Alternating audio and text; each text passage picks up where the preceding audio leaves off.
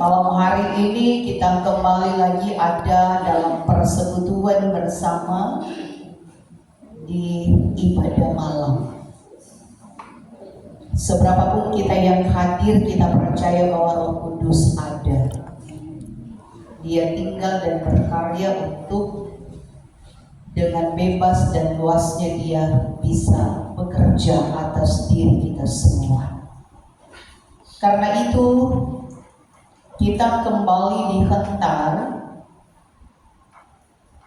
oleh tema mingguan, barang siapa menghujat Roh Kudus tidak akan diampuni. Saudara-saudara, dalam dunia masa kini ada begitu banyak orang yang sulit membedakan antara kebenaran dan kepentingan. Bahkan dengan sengaja mengaburkan batas antara kebenaran dan kepentingan itu sendiri. Di tingkat global, berbagai ideologi bahkan arus informasi dan kekuatan ekonomi terus berlomba-lomba membentuk cara manusia untuk memahami realitas. Sesuatu dianggap benar bukan karena sesuai dengan kebenaran objektif, melainkan karena diterima banyak orang atau kepentingan mayoritas. Kebohongan dapat menjadi populer sementara kebenaran sering dianggap sebagai pengganggu bagi kehidupan manusia. Di masa kini, banyak orang seringkali menafsirkan ulang segala sesuatu menurut logika manusia, sehingga suara Allah perlahan pudar dan tersingkir. Suara kebenaran sering diganti dengan suara di dunia, suara manusia yang penuh kemunafikan. Karena itu saudara-saudara, gereja yang sama dapat ditemukan dalam sebuah kehidupan gereja, bahwa ada banyak orang yang rajin beribadah, aktif dalam pelayanan, menguasai pemahaman tentang Alkitab, tetapi tanpa sadar membangun cara berpikir yang tidak lagi dibentuk oleh firman Tuhan. Karena yang ada adalah mempertahankan tradisi, mempertahankan sebuah jabatan, mempertahankan sebuah reputasi, bahkan identitas keagamaan, namun menolak koreksi Roh Kudus ketika ia hendak menyatakan kebenaran yang menegur kenyamanan kita, menegur kehidupan kita yang tetap terus dililit oleh dosa. Inilah saudara-saudara yang bahaya, yang lebih besar daripada sekedar kesalahan moral. Bahaya itu adalah hati yang semakin terbiasa menolak terang Roh Kudus. Karena kita seringkali mengandalkan kekuatan kita. Dalam Injil Lukas pasal 12 ayat 1 sampai 12, Yesus berbicara kepada ribuan orang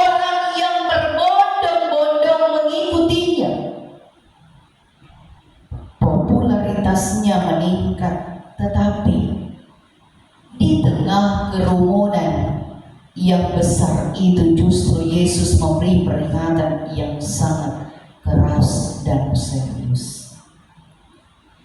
Ia tidak memulai dengan membahas jumlah pengikut, melainkan dengan memperingatkan tentang ragi orang Farisi, yaitu sebuah kemunafikan seperti pada ayat yang pertama. Dari sana, ia membawa para murid menuju salah satu pernyataan paling menggetarkan dalam seluruh kitab suci. Di ayat 10. Barang siapa menghujat Roh Kudus, ia tidak akan diampuni. Firman ini bertujuan menimbulkan kepanikan rohani, tapi juga membangunkan hati agar tidak bermain-main dengan anugerah Allah. Sebab dosa yang paling berbahaya bukanlah ketidaktahuan terhadap kebenaran, melainkan penolakan terhadap terang yang sudah dinyatakan oleh Tuhan lewat kuasa pekerjaan Roh Kudus. Dalam Lukas 12 ini muncul setelah konflik yang semakin tajam antara Yesus dan kelompok-kelompok keagamaan Yahudi. Pada ayat 11, Yesus mengecam para ahli Taurat dan orang Farisi karena kemunafikan mereka. Mereka telah tahu dan memang kenal tentang hukum Taurat, tetapi mereka hendak mengantar pada sebuah pemahaman yang bertolak belakang. Karena itu pasal 12 fokus perhatian bergeser bahwa Yesus tidak lagi berbicara terutama kepada lawan-lawannya, kepada ahli-ahli Taurat dan orang Farisi, melainkan Yesus tertuju kepada murid-muridnya sendiri. Di hadapan puluhan ribu orang yang berkumpul, Yesus memperingatkan bahwa bahaya kemunafikan tidak hanya mengancam para pemimpin agama, tetapi juga para pengikutnya. Karena itu, perikop ini merupakan panggilan untuk hidup dalam kejujuran rohani, kebenaran iman, dan ketaatan kepada Roh Kudus. Yesus memulai pengajarannya dengan peringatan waspadalah terhadap ragi, yaitu kemunafikan orang Farisi. Dalam banyak khotbah, kemunafikan sering dipahami sebagai sebuah perbedaan antara perkataan dan tindakan. Namun makna yang lebih dalam tampak di sini, menunjuk pada sebuah realitas yang tersembunyi di balik topeng. Yesus sedang membongkar cara berpikir yang telah dibentuk oleh asumsi-asumsi keliru dengan kebohongan tampak sebagai kebenaran dan tradisi manusia tampak sebagai kehendak Allah. Selanjutnya Yesus berbicara mengenai rasa takut. Para murid akan menghadapi tekanan, penolakan, bahkan penganiayaan. Mereka tidak boleh lebih takut kepada manusia daripada kepada Allah. Namun dikatakan rasa takut akan Allah bukanlah teror yang menghancurkan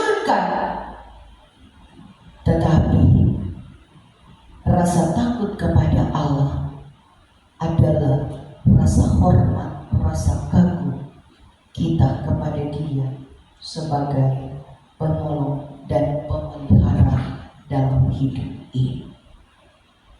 Karena itu, setelah Yesus berbicara mengenai pemeliharaan ilahi dalam ayat 4-5, Dia katakan, burung pipit yang dianggap tidak bernilai oleh manusia tetap diperhatikan oleh Bapa. Bahkan rambut kepala umat pun dapat terhitung seluruhnya. Karena Dialah Allah yang kudus, Allah yang memelihara. Sehingga Yesus menjelaskan tentang pengakuan iman bahwa mereka yang mengakui Kristus di hadapan manusia akan diakuinya di hadapan malaikat-malaikat Allah.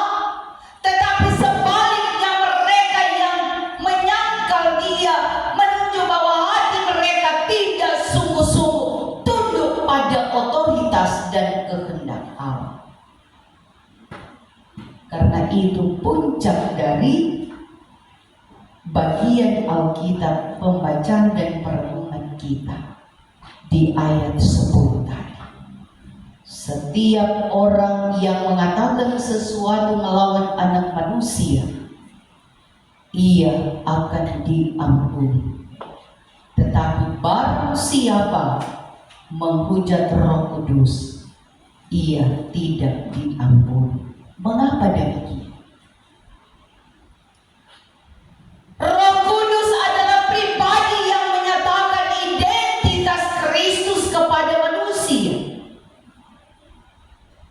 Dengan banyak mujizat yang Dia kerjakan, Ia membuka mata yang buta, Ia mengingatkan dan menegur dosa dan memimpin kepada sebuah pertobatan. Karena itu, penghujatan terhadap Roh Kudus bukanlah sekedar ucapan yang keliru, bukan sebuah pergumulan iman, bukan pula kelemahan sesaat, melainkan sebuah penghujatan terhadap Roh Kudus.